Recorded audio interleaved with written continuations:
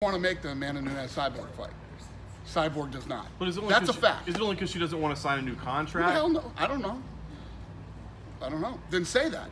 Then say, no, I don't want to fight Amanda Nunes because I don't want to sign a new contract. Did you guys start talking to her about her contract though? Because this is the last fight on her contract, right? Yeah, I believe that my guys have been trying to get a new deal done with her.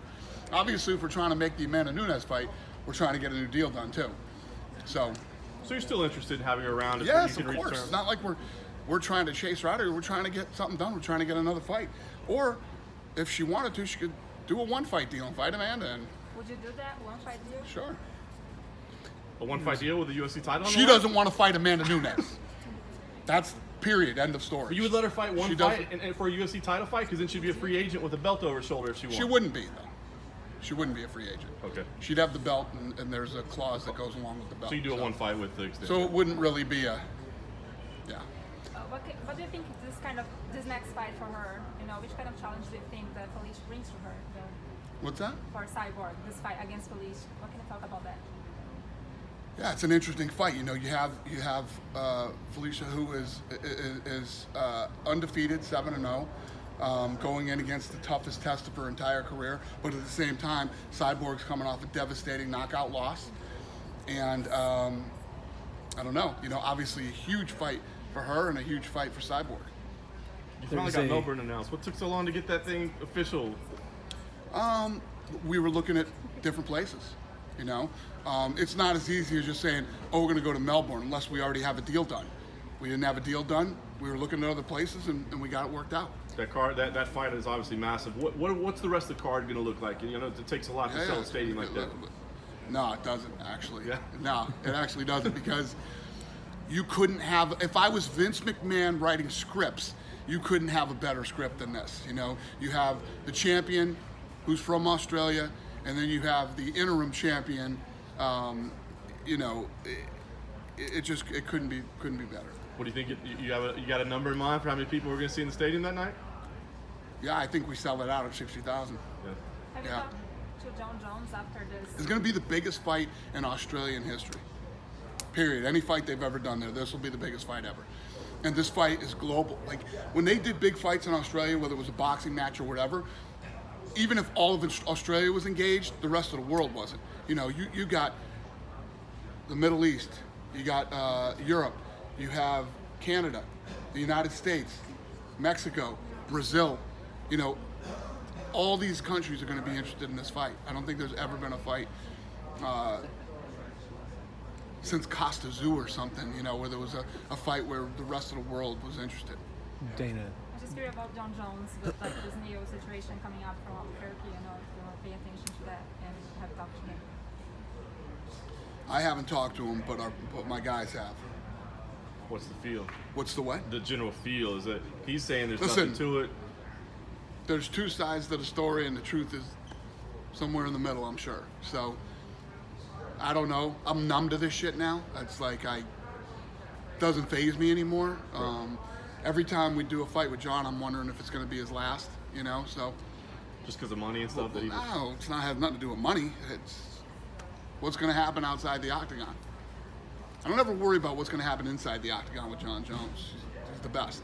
If you look at his lifestyle that he has lived the last 7-8 years of his life and what he comes in that octagon and does, he just fought Thiago, who is a fucking animal, right? And wants everything that John Jones has, stood in there with, I mean, I don't know if I've ever heard of more damage to one knee in my life. Fought, was still kicking with the leg, and John Jones beat him. You know what I mean? It's like when you think about it, it's unbelievable how good John Jones really is. But You you know, worry that he's the gonna minute get he steps himself- out of the octagon, you never know what's going to happen. So you worry he's going to get himself in trouble and not fight again? He's in trouble. Yeah. He's in trouble right now. Isn't that what you just asked me? Yeah, but I'm saying when you said I worry that it may be his last fight, is that what you're alluding to? That maybe like he'd get Every in some time trouble? he steps out of the octagon, what's going to happen? Yeah. Dana, What's going to happen? there was a report today out of the boxing world that you have signed on someone to help you head Zuffa Boxing. Is that accurate? Yeah. Can you give us any names? No. Is there like a timetable for when some of this will come announced, public, anything I'm like hoping that? October. So would that October then be the launch of all of Zuffa He'll be Boxing? sitting Or in his just... office in October. Okay. So once that starts, is that officially promotions going, or is that just sort of the beginning steps to setting it up? No, that would be it. I'm building his office right now, and Oh, it'll wow. be done soon, and then hopefully he'll be sitting in it in October. Is it someone that boxing fans would be very familiar with? I don't think so. No? No. Interesting. You told us when we did the tour here, the Apex, that you want to put on some boxing fights here eventually. So is that something we'll see then? Listen, I told you guys a year ago, or however long ago it was, 2 years, I don't remember, but I'm getting into boxing. I needed to take my time, do my homework. I've met with literally everybody who's anybody out there. There's still a couple more coming. I got a big meeting with a couple of English guys, and we pretty much talked to and met with everybody, and everybody wants to work with us. Everybody wants to work with us. Everybody wants to be a part of it. Everybody was more excited and open-minded than I expected, and I'm feeling pretty optimistic. Are you able to say like what's going to make Zuffa Boxing different? Like what's your secret sauce? What's your recipe? What is it that's going to make you, succeed? Yeah, because I'm going to break the model and rebuild it. The model's broken. We all know it. Everybody, you don't have to be a fucking rocket scientist to figure that out. The model's broken. It needs to be fixed, and we'll see if I'm the guy to do it. Do you see UFC athletes boxing maybe? Or are you going to try to keep it separate? No, I'm not interested in that. Yeah. Sorry to backtrack, but we missed you in San Antonio. What did you think of that card overall? Awesome. Yeah, it was awesome. Yeah. Go ahead. I was going to say, do you think maybe it'll be less than 5 years before we get you back down to South Texas? I hope so. Yeah. Listen, Texas is always good to us, man. We can go to Texas every weekend. The problem is your schedule. You have to go. There's so many places we have to go. Think of the last time we were in Seattle. We haven't been in Seattle forever. We're going to Vancouver now. So that's really the bigger problem.